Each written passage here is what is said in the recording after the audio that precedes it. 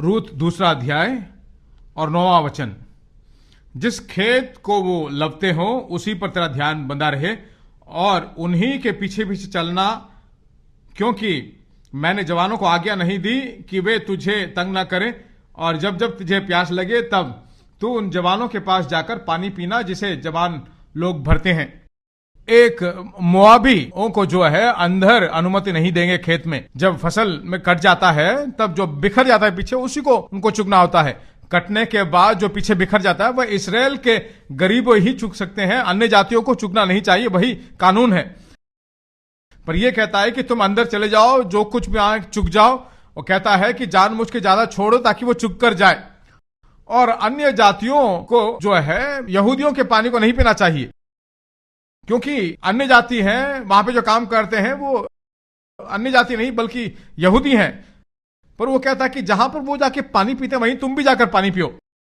तब वो जवाब देती है, तब वह भूमि के बल झुककर मुंह के बल गिरी और उससे कहने लगी, क्या कारण है कि तूने मुझ परदेशिन पर अनुग्रह की दृष्टि करके मुझे सुधी ली। वह अन्य जाति है, पर वो मुंह के बल गिरी और उससे कहने लगी, क्या कारण है कि तू मुझ परदेशिन पर अनुग्रह की दृष्टि करके मेरी सुधी ली। क्या कारण है इतना अनुग्रह मुझ पर है। मैं जो बोलता हूं गलत मत सोचिए। यहां पर कारण क्या है नीचे बताता है। बोआस ने उत्तर दिया, जो कुछ तूने पति की मृत्यु के बाद अपनी सास से किया और तू किस प्रकार अपने माता पिता की जन्मभूमि और को छोड़कर ऐसे लोगों में आई जिसको तू पहले न जानती थी, यह सब मुझे विस्तार रूप से बताया गया है।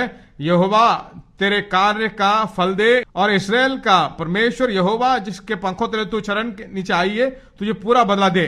क्यों ऐसा कहता है? तू देश को छोड़कर आई है, अपने सास की आज्ञा मानकर तो आई है, इसलिए तुझे अनुग्रह की दृष्टि तुझ पर हुई है। कितना बड़ा मुश्किल काम है मालूम है, सास का आज्ञा मानना।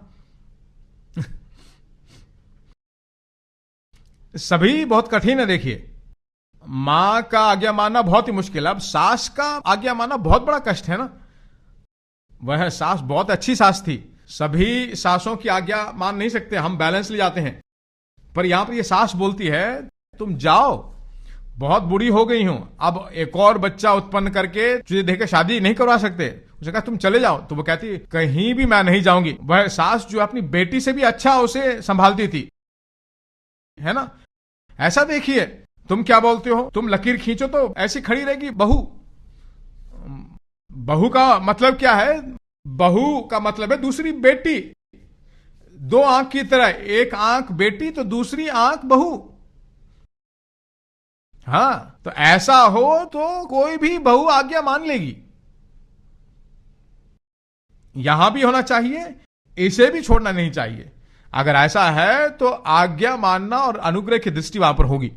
सास की आज्ञा मानते हो, दया होगा। बहू भी सास की आज्ञा मान लेगी, पर ससुर की आज्ञा दामाद नहीं मान सकता। सच बात है ना। बहुत कष्ट है। सास भी बहू की बात मान लेगी, पर ससुर की बात क्या दामाद मानेगा? लाबान की बात जो याकूब मान लेता है, दया होगी। कहता कि हे प्रभु, तेरी दया और जो सच्चाई तूने दिखाई उसके लिए मैं योग्य नहीं हूं। इतने साल वो आज्ञा मानकर काम करता है और परमेश्वर दया को रिलीज करता है। कभी कभी बहुत ही बुरा तो है, पर आज्ञा मानिए। उस मालिक को हटाकर परमेश्वर आपको खुद परमेश्वर कुछ दिनों में मालिक बना देगा। दया, कृपा, दृष्टि, अनुग्रह जो 20 साल के कष्ट को पल भर में भगा देगा। इसलिए दया बहुत जरूरी है। क्या करना चाहिए? आज्ञा मानना चाहिए। ठीक है, ठीक है बोलना क्या मुश्किल है? कौवा जो है सिर के ऊपर उड़ रहा है, डुबकी लगा रहा है, मैं तो खत्म हो गया। फिर इसके लिए नहीं, वो कौवा नहीं है, कोई और पक्षी है। मैं कहता हूं कौवा है तो पकड़ लो कौवा को, आपका पति ही तो है। मैं कहता हूं दया उत्पन्न होगी आपके लिए।